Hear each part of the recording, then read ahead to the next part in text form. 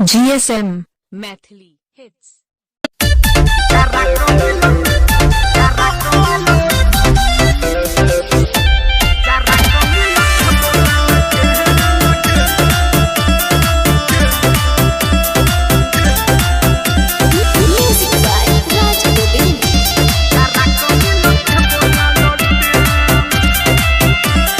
छोरी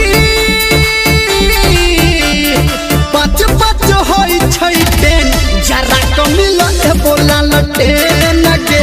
जरा कमिल ए बोला लटेन गे छोरी तोरा पढ़ाइल देबो एगो पेन जरा कमिल ए बोला लटेन गे जरा कमिल ए बोला लटेन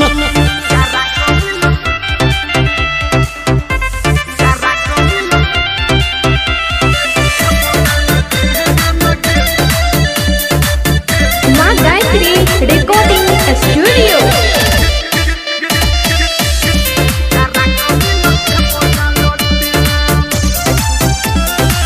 टाइम पे टाइम बना के तू करे खाली तू न करा तोरा चक्कर में के छोरी सुन के लोकते हमला फरा हो टाइम पे टाइम बना के तू करे खाली तू न करा तोरा चक्कर में के छोरी सुन के लोकते हमला फरा ये छोरी तोर जवानी लगो ए रोपलेन जरा को मिलो ए बोला लटेन गे जरा को मिलो ए बोला लटेन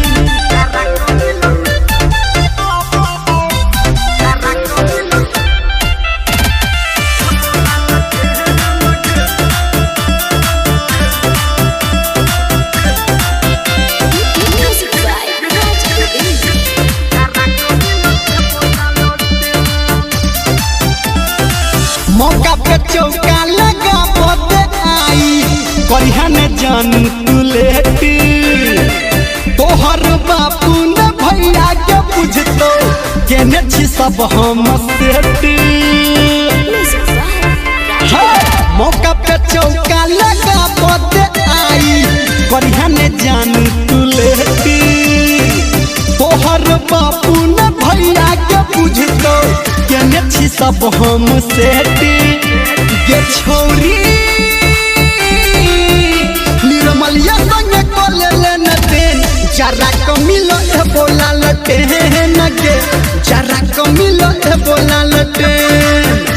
जरा कमिल ए बोला लटेन